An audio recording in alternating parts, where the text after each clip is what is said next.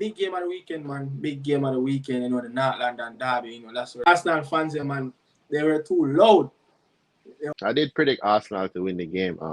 Tottenham still got good players. They got Son, they got Madison. Over here, Seria A.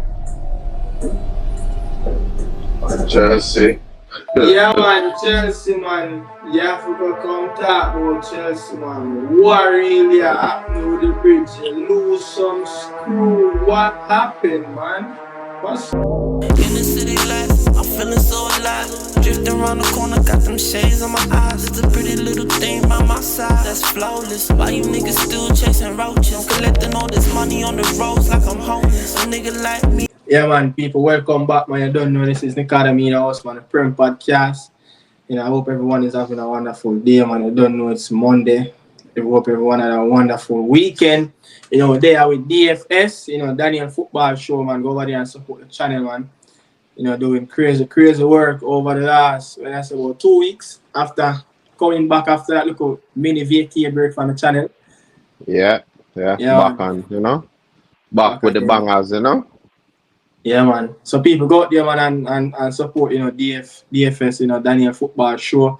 Go over there and subscribe, man, and like up the video and comment, tell him what you guys think about the videos.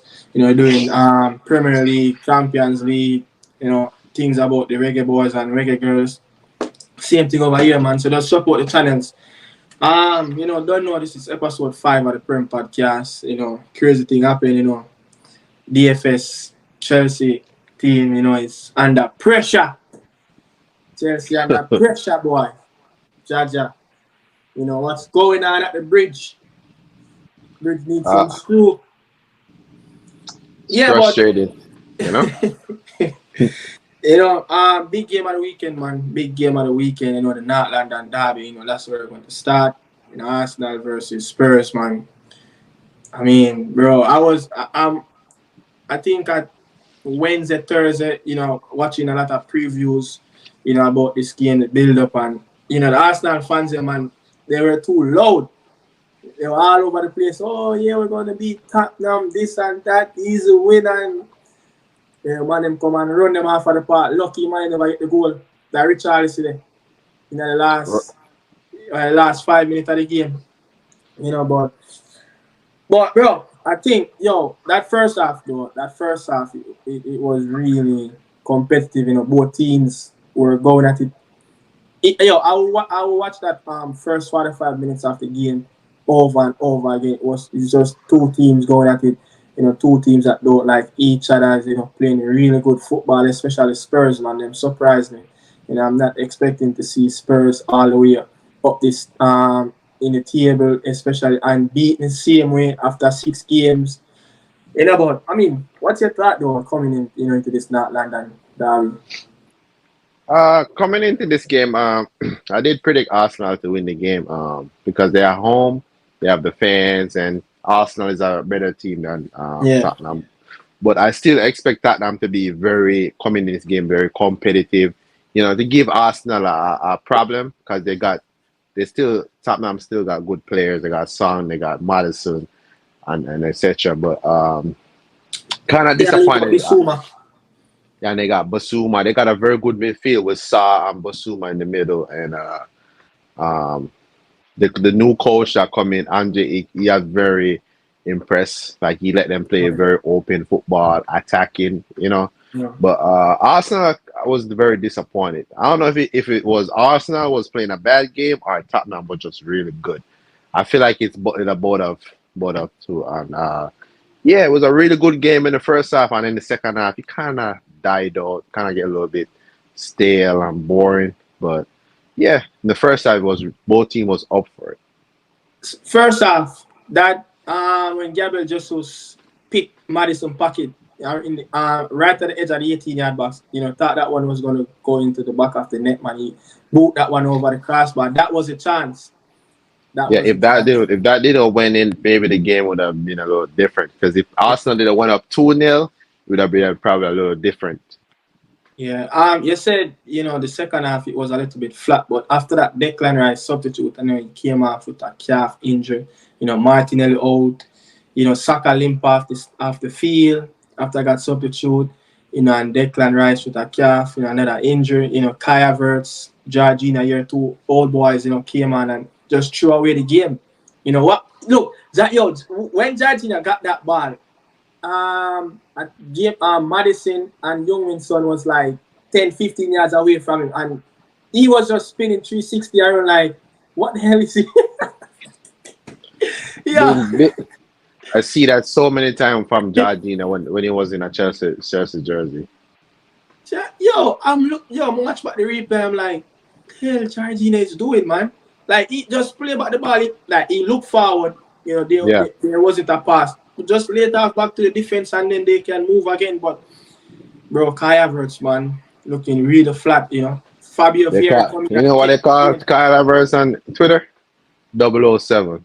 Today is his 007, man. This is the real 007. No goals, no assists, nothing. Man. 7 games, nothing. But bro, look, this Spurs team looking really good though. You're expecting Spurs challenging for the top 4 this season. You wasn't expecting that. The only problem with the average Spurs is their bench. How did their bench look? Do they have a very good depth? Because I'm thinking that if Madison, very creative player, if him to get injured, who's going to come in for Madison? If Song got injured, who's going to be on the left side?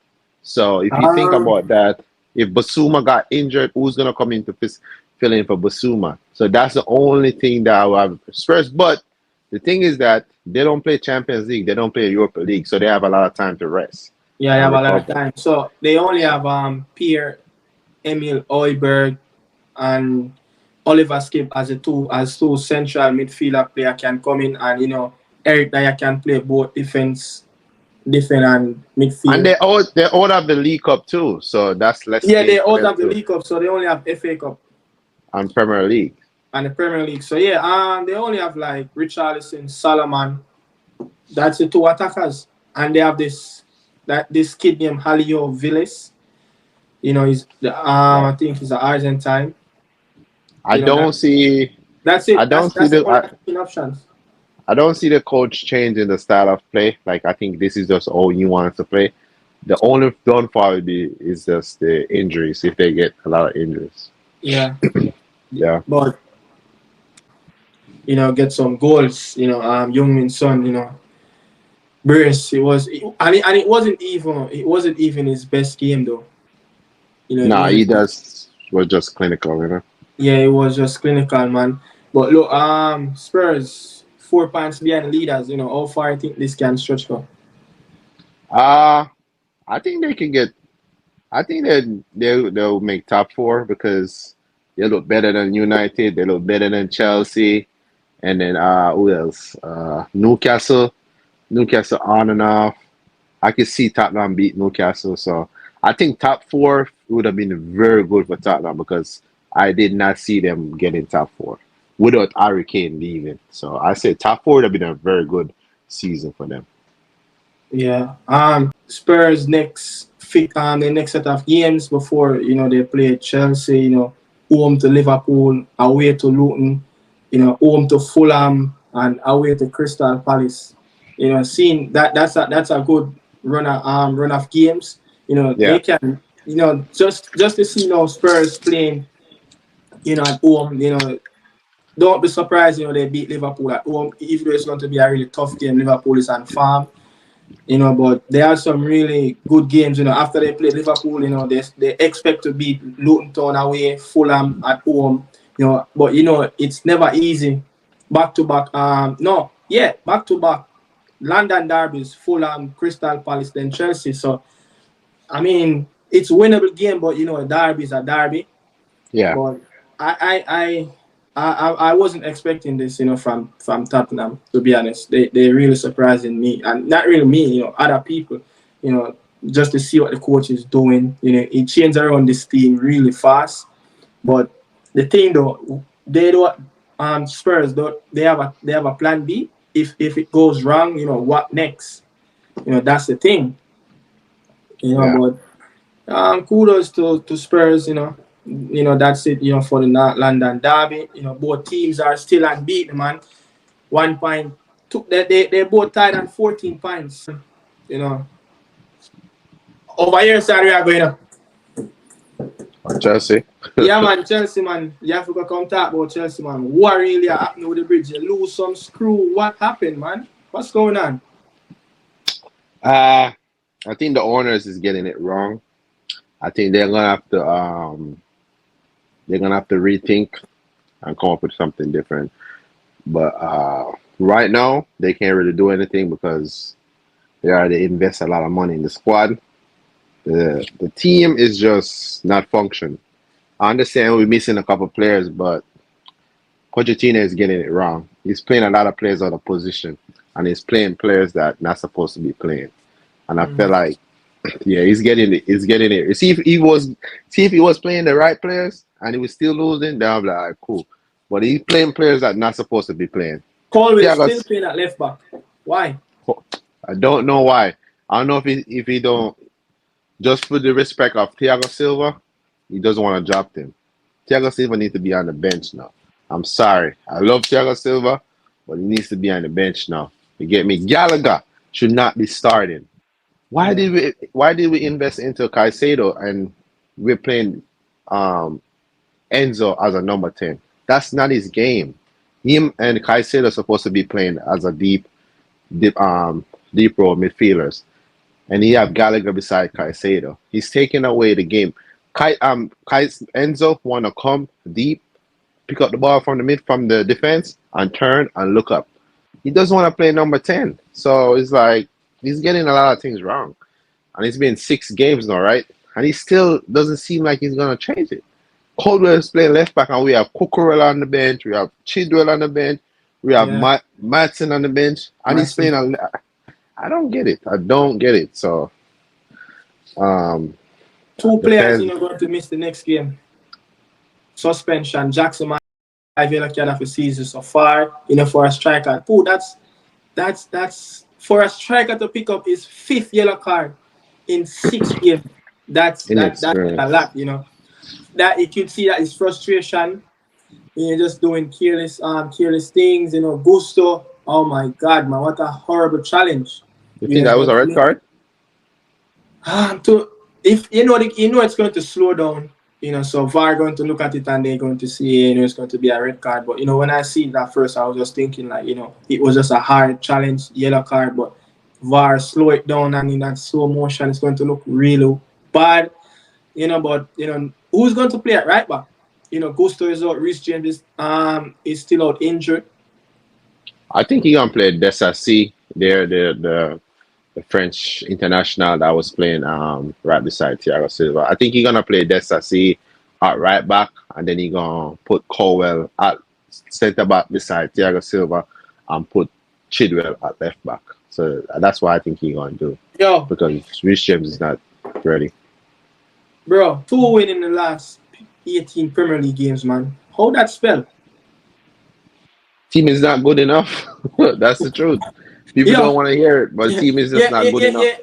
You're fighting a relegation battle with yourself. 35 games, 7 wins, 18 last 10 draws. Bro, that is 31 points out of 35 games. And I think if you go back and put it as 38 games, for the season, I think you pick up like 34 points. It's crazy. That's relegation battle. But even before Frank got fired, he came in for Thomas Tuchel, and Thomas Tuchel got those 10 points, and you finished last season 10 points above the drop. I don't know what they're trying to do. I don't get it. Like, they're only signing kids. They're not. You know that last season in the La Liga, Jackson, he played mostly wide left for Villarreal. Yeah, I know. He's not a striker. He's not a striker. I've been telling people he's not. So you have 2 left wingers. Raz and Jackson playing up front. It's not a striker. He's just. You see, when he's be in the box, like when the ball square across, he's never in the box. It's not a striker. But don't get me wrong. Still, Jackson, is a really good striker. Yeah, He's a really good He's gonna striker. be. I think he's gonna come good because I remember when He's a good player. He's a I good player. remember. I remember when we signed Jogba. Jogba have a Yeah. horrible season the first Yeah, season. he's a really good player, you know. But Yeah. he's just in a team that's playing horrible right now, horrible. Um, Moving on, man. Scores them Liverpool and Merseyside, you know, comfortable win against West Ham United. You know that first half, I didn't watch that first half, but I saw the second half, Yeah. and I Liverpool didn't just. watch him. You didn't watch that game. You know, No. I think Mikel Antonio got a chance that supposed to took that chance. Yeah, that was an header. Yeah, header. Yeah, but hey, that Bowen header, man, that's a classic header. That's like speaking of Didier Drogba, that's something like what Drogba always scored, man. A closer, for a man that's what 5'7", 5'8", scored a goal like that. It says a lot, in front. Van Dijk and Matip, man. But that's a really good header. But look, 3-1, man. But Mo Salah can't stop scoring. I think this is his 12th game on the run.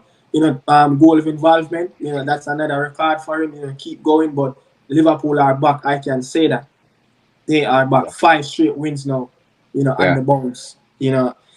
They just playing Europa League. You already know what Prem going to do. He's going to run out the youngsters one in the Europa League.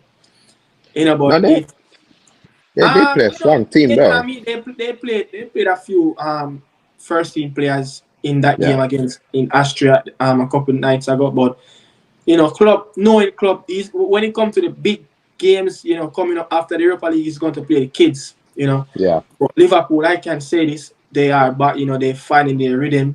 Darwin Núñez, I said it, and they show already if he can start at least 30 games in the Premier League. He will score over 15 to 20 Premier League goals this season. I can say that he's a very good striker. And I think Alexander-Arnold is supposed to be back in the next game, at Spurs. So, that's going to be a really good game. But, yeah, West Ham still doing good. David Moyes is doing a really good job. They came back Thursday night and beat that Serbia team 3-1. At the London Stadium. But moving on, United, man. This game, I only watched the first half and see it's and bits of the second half. This game was bored. It was out of class. Burnley got 2 opportunities. They hit the post. I think they should have scored both goals. But Vincent Kompany, man, how can you sum up his season so far? The results not going his way, but his team is playing really good. I mean, it can be positive because they face a lot of top teams in their first few fixtures. They face Man City, they face Man U. Who else they play? They play a lot of top teams. They play Tottenham. So they did have some. So you could give them a pass, until they start playing the lesser teams and then see what they're able to do. But I like how they play football. Very excited. They keep the ball, go for it. But I think they're missing their striker. I think he got red card in the Nottingham Forest game. I think he did. So if they can score some goal, I think they'll be all right. But the next game is Tuesday in the EFL Cup against Salford. Then they play away to Newcastle. Tough game. That's another tough game. Yeah, and after that, they have Luton Town. Away. That should be that is a top of the table championship game. Both teams are looking at that picture as really say, I want to win this game. But it's not happy times at Turf Moor for Vincent Kompany. But I can say it's going to be a battle for that relegation. Sheffield, Luton Town, and Burnley. All down there. The champions, man. 6 from 6, man. You scared? Invincible? Oh, City? Yeah, 6 from 6. Without I already said City was gonna win the league already, so I'm not even surprised. So is it either now if they going to be undefeated? Is that what they're playing against? No. They have not. They haven't looked unstoppable. I think they're very. I think if they play like a team like a Liverpool, Arsenal, even Tottenham always have Man City ticket. Even Man United at Old Trafford always got their ticket. So I don't think they're unstoppable. I think can get beaten. I think they can get beaten. So you know what's crazy? I do not want Man City to win the league again. I can't afford them to win the league so many times. The game against Nottingham Forest, when I saw those two was Foden and Haaland score in the first open 13, 15 minutes, I was saying, okay, the floodgate is open. 6, 7. That's what I said. You know, until Robbie did that stupid thing with what the player name, you know, Icho? What's his name? It's English under 21. Gibbs White, yeah. Yeah, Gibbs White, you know. So Pep was furious at him, really furious at him. That was, you know, come on. In this that game, was something that Casemiro did last season, remember? Yeah, Casemiro did it against Fulham. You know, he choked the player and he got red card. You can't do this, you know. I mean, look, City going to miss him. They're going to miss this player. He's going to 3 games? He's going to miss that game against Arsenal. Mm-hmm. You know, it's not only, you know, missing a player that can cover and shield the back four, but, you know, going forward, he will give a lot to this team. Yeah. You know, but I think they should be comfortable. You know, I think they should be comfortable. Yeah, you know, Wolves, Arsenal, Brighton, and United next to the Manchester derby. So, you know, it's going to be a good run without Roger. But I think, you know, Calvin Phillips, this is his opportunity. Right. This guy be sitting on the bench this whole entire time. I don't get it. This is Calvin Phillips. You know what's crazy? Man. You know what's crazy? Pep will still maybe not play. Like Pep will probably find some other way to make that play. What do you think? If John Stones fit enough, then he will play John Stones. Or, you know, he can play Matheus Nunes and Kovacic. Yeah, that's true. That's true. With Foden in front of them or Bernardo Silva inside, you know. But this team is really good. You know, look, Pep said Pep is a coach. Him always have like 16 world-class players. Not really like all of them world-class, but close to world-class. So he don't really rotate a lot. He don't really have the deepest squad sometimes, but he just have so many players that's like, I would say 16, 17 players in the squad that, you know, can walk in any team in Europe. Yeah. So things like that just make the team look like it's really big, but it's not really big of a team. Like the depth, you know, they probably have like a good 20-man squad that they're working with some kids on the bench. You know, but Doku, you know, the Belgian man, he's looking like the real deal. You know, the way he's attacking players 1v1, man, you know. Jack Grealish going to be in problem trying to win back his game. I'm telling you. What happened to Jack Grealish? Is he injured? Or just not playing? He was struggling with some injury. Oh, okay. You know, but so yeah, as I said, you know, Roger missed the Newcastle game, and that's the Carabao Cup. You know, I think they play away to Newcastle on Wednesday, and they away to Wolves, and then the Premier League game. So those are the 3 games that Roger gonna miss. You know, Bournemouth and Brighton, man. You know, the Japanese Mitoma, wicked. You know, he came on and changed the game completely. You know, they were down. I think Solanke scored on I think it was a mistake from the back line. They were trying to play out the ball, and I think they gave it away and Solanke scored. But, you know, this Brighton team, they scored more than anyone else in the league. 18 goals. They're really good. They lost midweek in the Europa League, and they lost. They just never stopped going. It's like they lost.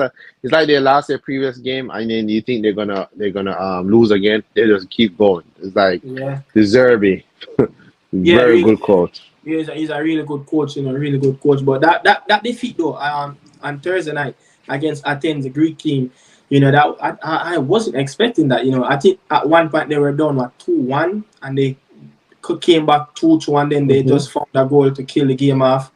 Yeah. You know, but Brighton, they're going to be in the top 6 again, bro.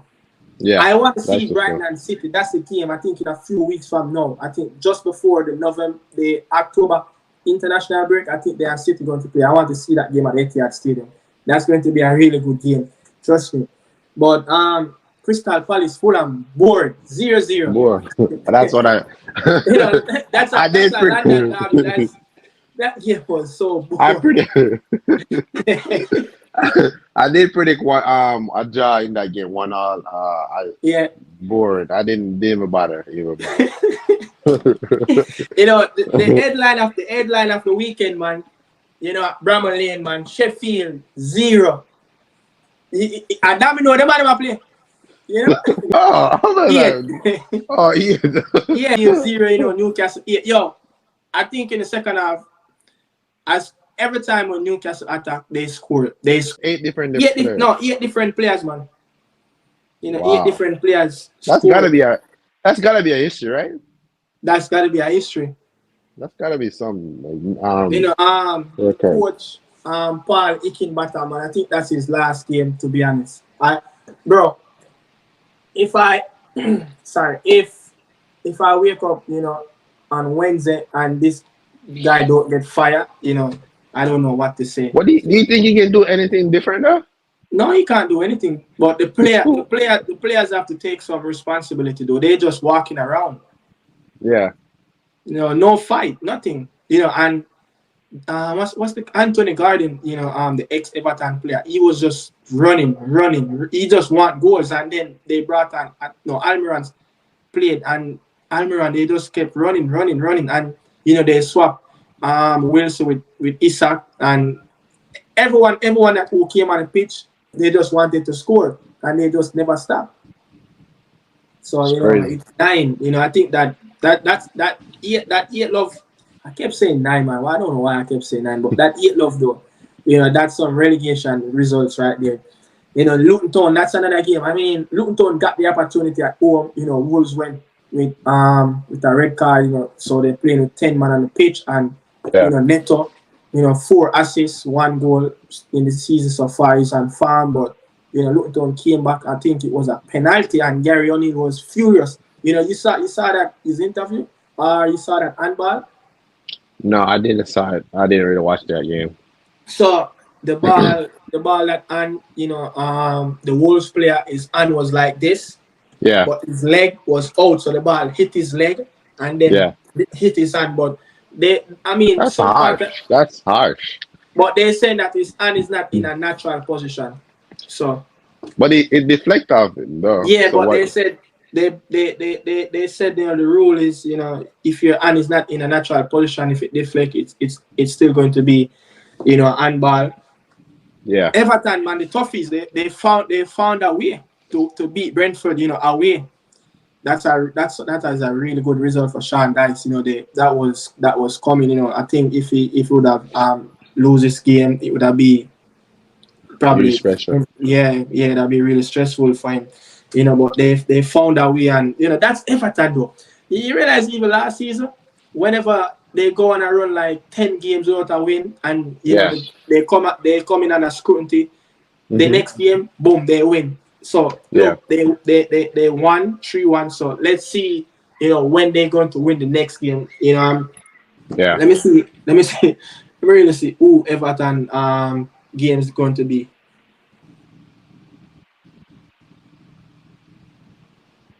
They have Aston Villa away, in the EFL Cup, and then they play home to Luton Town. That should be a win for them. Don't surprise Luton Town beat. Especially good as the park. They just always lose. Yeah, man. So man, it was a good show. You don't know. We touched everything about the Prem podcast, episode 5. People, thanks for watching, man. This is Nicardo Media House.